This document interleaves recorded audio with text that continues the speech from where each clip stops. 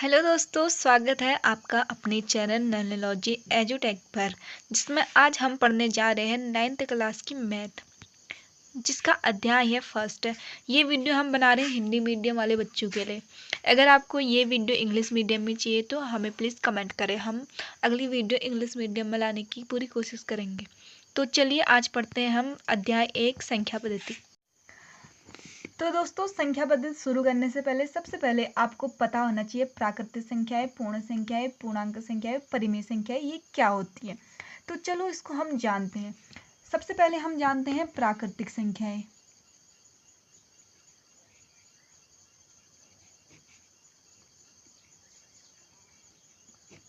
जो प्राकृतिक संख्याएं होती है उन्हें संख्या रेखा पर बढ़ती संख्या 1, 2, 3, 4 की सभी संख्याओं को प्राकृतिक संख्याएं कहती हैं। इन्हें अंश से डिनोट किया जाता है। अब संख्या रेखा पर 1 से जो संख्याएं शुरू होती हैं 1, 2, 3, 4, ये सभी संख्याएं हम प्राकृतिक संख्याएं बोलते हैं इन सभी संख्याओं को। अब नंबर 2 आता है हमारा पूर्ण संख्या।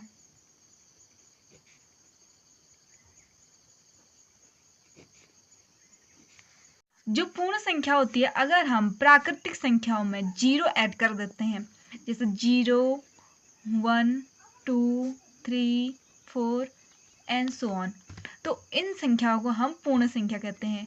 फिर हमारे पास आता है पूर्णांक। नंबर 3 है पूर्णांक संख्या। पूर्णांक संख्याएं सभी पूर्ण संख्याओं के धनात्मक और ऋणात्मक मानों से बनी संख्याएं पूर्ण संख्याएं कहलाती हैं। जैसे पूर्णांक संख्या ये है ना, अगर हम +0, जीरो तो उसका जीरो प्लस माइनस कुछ नहीं होता है, जीरो तो जीरो होता है, तो +1, +2, +3 या -1, -2, -3 एंड सो ऑन, ये जो संख्याएं होती हैं ये सब पूर्णांक कहलाती हैं। अब उसके बाद आता है चौथा परिमेय संख्या।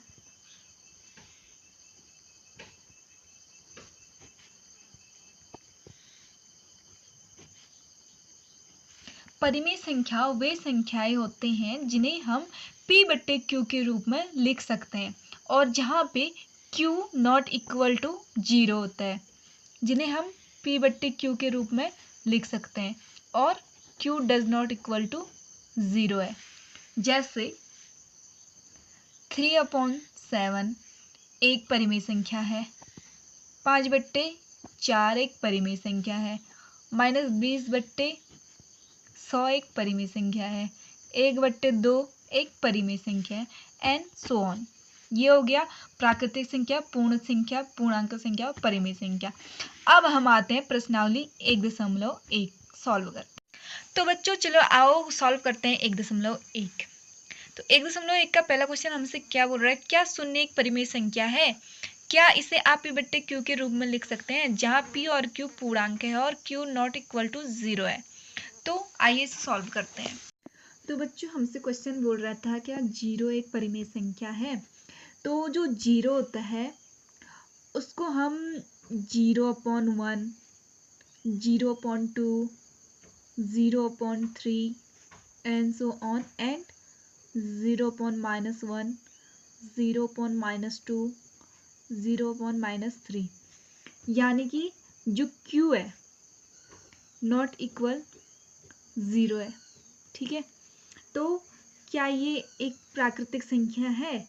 तो जी हाँ, ये एक प्राकृतिक संख्या है, क्योंकि हम इसे p/q के, जो हमारी प्राकृतिक संख्या की डेफिनेशन क्या बोल रही थी, जिस किसी ऐसी संख्या जिसे हम p/q के रूप में लिख सकते हैं, तो हाँ हम 0 को p/q के रूप में लिख सकते हैं, और जहाँ पे q नॉट इक्वल 0 होना चाहिए। तो इसमें जो q है उसे हम एक पूर्णांक ले रहे हैं, जो -1, +1 कुछ भी हो सकता है। तो यहाँ पे हम जो हमारा आंसर आएगा ये आएगा कि हाँ 0 एक प्राकृतिक संख्या है, इसे हम p/q के रूप में लिख सकते हैं। तो अब आते हैं सेकंड नंबर के क्वेश्चन पे। तो सेकंड नंबर का क्वेश्चन हमसे बोल रहा है 3 और 4 के बीच 6 परिमेय संख्याएं ज्ञात कीजिए।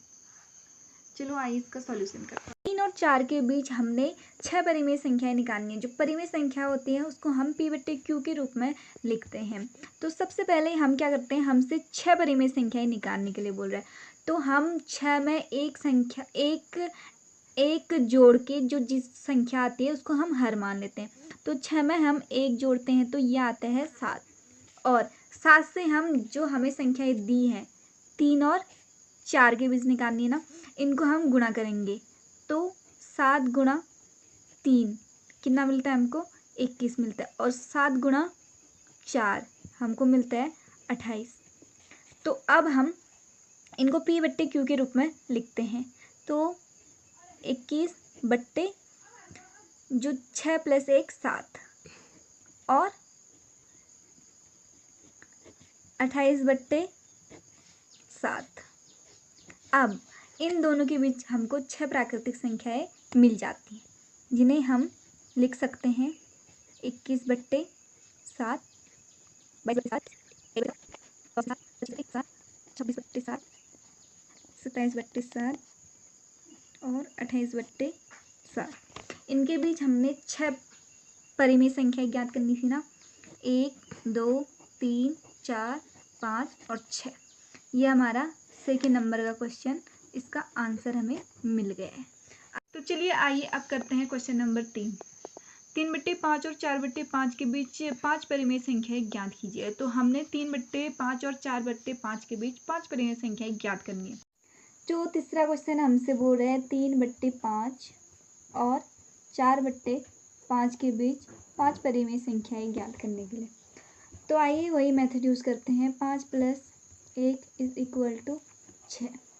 तो 3/5 को हम 6 से गुणा करते हैं, और 4/5 को हम 6 से गुणा करते हैं।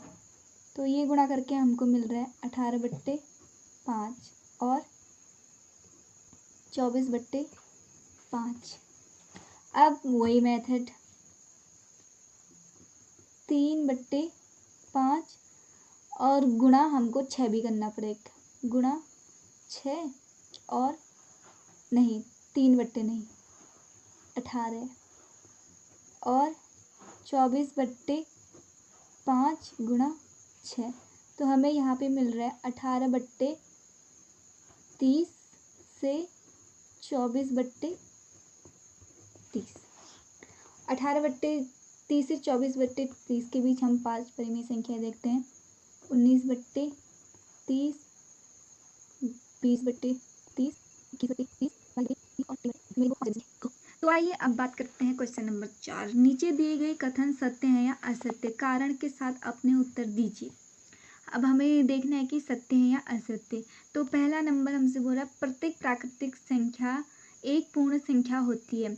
क्या प्रत्येक प्राकृतिक संख्या एक पूर्ण संख्या होती है? हाँ, जो प्राकृतिक संख्या हमने सबसे पहले बताया था 1 2 3 4, और पूर्ण संख्या होती है 0 से स्टार्ट 1 2 3 4। तो 0 अगर 0 लग गया तो वो पूर्ण तो है, लेकिन उसमें 1 2 3 4 सारी प्राकृतिक संख्याएं आती हैं, तो ये हमारा सत्य हो जाएगा। तो दूसरा हमसे बोला प्रत्येक पूर्णांक एक पूर्ण संख्या होती है। क्या प्रत्येक पूर्णांक एक पूर्ण संख्या होती है? नहीं। प्रत्येक पूर्णांक को हम 1/2 ये होता है ना हमारा पूर्णांक, तो ये क्या पूर्ण संख्या होती है? ये नहीं होती, तो ये हमारा असत्य हो जाएगा। तीसरा हमसे बोला प्रत्येक परिमेय संख्या एक पूर्ण संख्या होती है, तो ये भी हमारा असत्य हो जाएगा, क्योंकि हम प्रत्येक परिमेय संख्या को हम P/Q के रूप में लिखते हैं, और पूर्ण संख्या हमारे कुछ भी 0 1 2, तो ये हमारा असत्य। तो बच्चों, इसी के साथ ये प्रश्नावली 1.1 समाप्त हो गई है। अब हम अगली वीडियो पे आपके लिए लाएंगे प्रश्नावली 1.2। अगर आपको हमारी वीडियो पसंद आए तो लाइक कमेंट जरूर करें, और ऐसी हेल्पफुल वीडियो देखने के लिए आपके अपने चैनल नर्नोलॉजी एजुटेक को सब्सक्राइब जरूर करें। धन्यवाद।